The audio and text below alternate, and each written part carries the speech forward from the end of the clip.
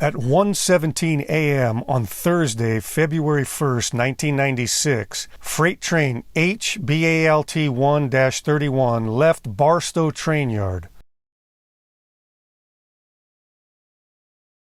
4 locomotives were pulling 49 rail cars. 45 of them were loaded and 4 were empty. The train was 3,218 feet long and had 5,025 tons trailing the locomotives. They stopped for 30 seconds at milepost 13.6 in an area called Hodge. They stopped by reducing the air brake pressure by 7 pounds. The train did not stop again until 2:30 a.m. at Victorville, milepost 36.7, for 5 minutes and 17 seconds. According to the engineer, the air brake system was tested and they stopped the train at Victorville and the air brakes were operating properly.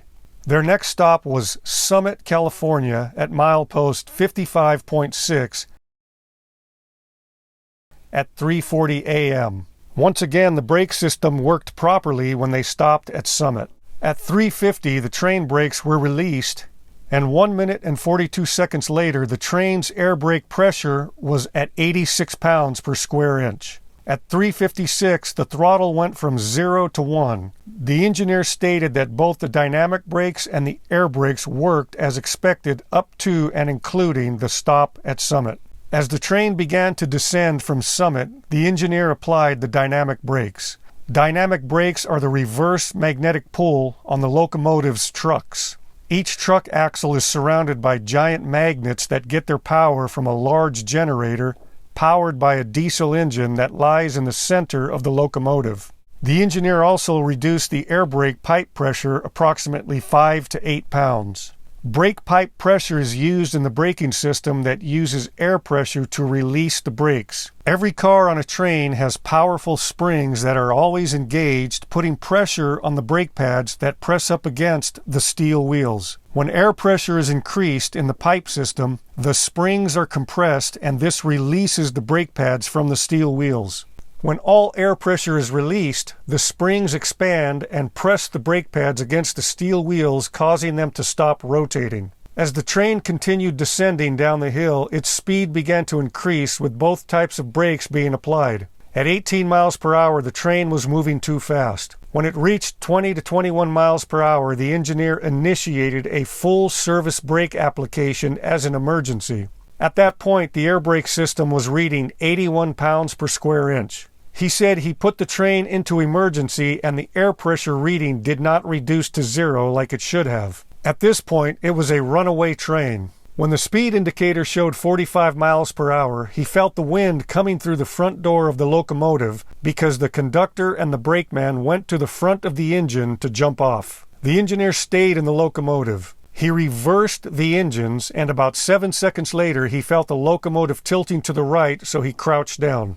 The lead engine left the tracks on a curve at milepost 60.4 at 4:10 in the morning. The 4 locomotives and 45 of the 49 cars compressed into a 400 to 500 foot long pileup of burning cars. 5 of the rail cars in the pileup contained hazardous materials: butyl acrylate, which is used in manufacturing polymers, and resins used for leather finishes and paint, and trimethyl phosphate, which is used in the manufacturing of pesticides. Trimethyl phosphate can emit toxic fumes when it burns. Because the wreckage was burning, the I-15 freeway and Highway 138 were closed in both directions.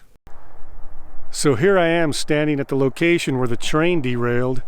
There's a curve up here. It didn't make the curve. The lead engine was found right about here where I'm standing.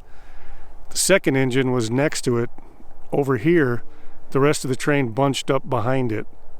And the fire started back over there and burned this area here and on the other side of the tracks.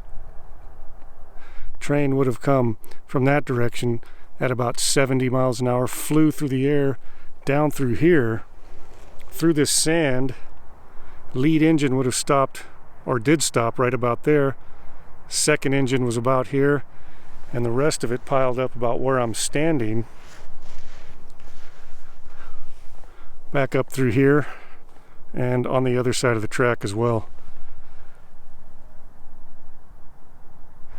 From this perspective, you could see the tunnel that goes underneath the 15 freeway. The train came out of there. Didn't make this turn. This is the trestle right here where the railing is, and it went over the embankment. The lead engine was found right about there.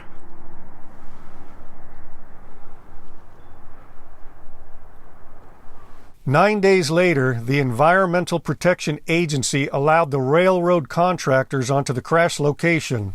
They were instructed to recover all angle cocks found at the scene. One angle cock they found was in the closed position. This angle cock happened to be on the front end of the 29th car of the train. The angle cocks are the valves that air passes through between train cars that allow the air brakes to operate. If an angle cock is closed, then air cannot pass through to release the air brakes or apply the air brakes. They ended up finding a total of 6 closed angle cocks. 2 of the 6 showed no major damage. The NTSB said that this particular angle cock indicated that the valve was in the closed position before the fire reached and charred the attached hose. The National Transportation Safety Board said the probable cause was an undetermined restriction or blockage that prevented the train crew from achieving and maintaining adequate train braking force, and also the lack of adequate Federal Railroad administration and industry, specifically the Atchison, Topeka, and Santa Fe Railway Company, regulations, policies, procedures, and standards to consistently utilize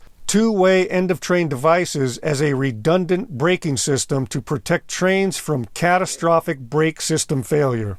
The Atchison and Topeka Santa Fe Railroad Safety Board said that the angle cock had been closed prior to the fire and closed prior to the derailment. This would insinuate that at some point up at Summit, a human closed that particular angle cock. When they stopped at Summit, the train's air brakes were released at 3:50 and 8 seconds a.m. At 3:51 and 50 seconds, the brake pressure was at 86 pounds per square inch. This was enough to release the brakes. The train did not start moving until 3:56. That's 4 minutes, 10 seconds after the air brakes were released. That would mean that someone would have had to approach the train and close that particular angle cock sometime within those 4 minutes and 10 seconds, because as the train began heading down the 3% grade out of Summit, the engineer reduced the air brake pressure between 5 and 8 pounds, but the speed of the train continued to increase. When they reached 20 to 21 miles per hour, the engineer noticed 81 pounds per square inch on the air pressure for the air brakes toward the rear of the train. He then put the train into emergency.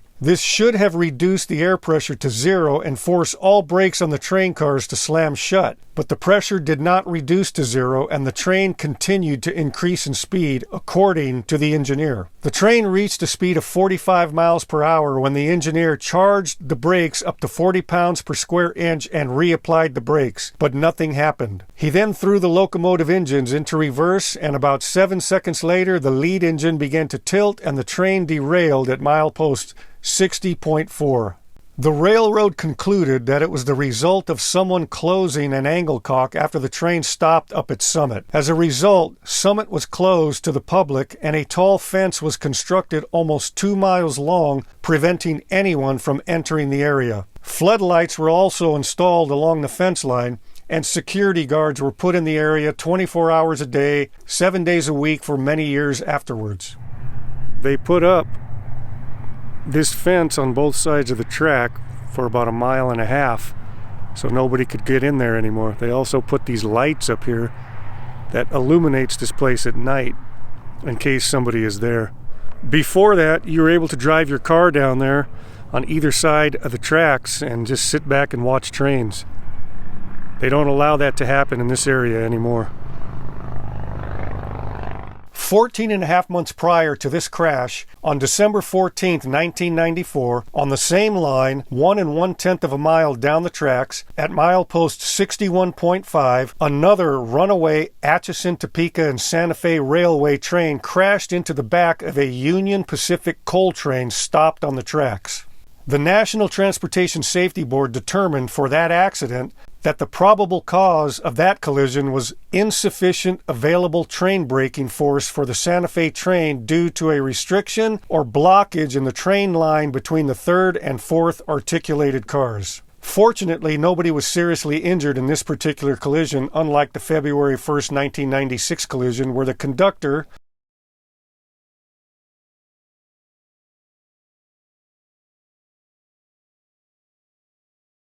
Gilbert Ortiz, 25, and brakeman Kevin Williams, 38, both died in the accident. 42-year-old engineer Lester Foster was seriously injured, but he survived. It is believed that Gilbert Ortiz did not survive his jump from the train, but Kevin Williams did. However, Williams succumbed to carbon monoxide poisoning from the burning wreckage. There's the curve. There's the memorial.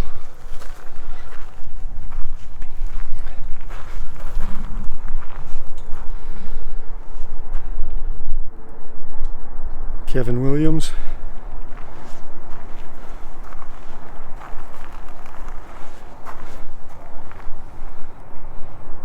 Gil Ortiz.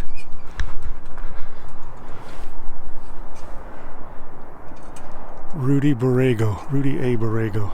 Gilbert Ortiz served in the United States Marine Corps and was a Gulf War veteran. Kevin Williams was a wide receiver for the USC Trojans college football team, and later he played in the NFL for the Baltimore Colts. While going to USC in 1978, 1979, and 1980, he won NCAA championships in track and field for the 4x100 meters. Rudy A. Borrego served in the Marine Corps with Gilbert Ortiz during the Gulf War. On November 9, 2013, Rudy came here to this memorial to replace the old flags with new flags 2 days before Memorial Day. On the way home, he was killed in a car crash somewhere along Highway 138. So there you have it.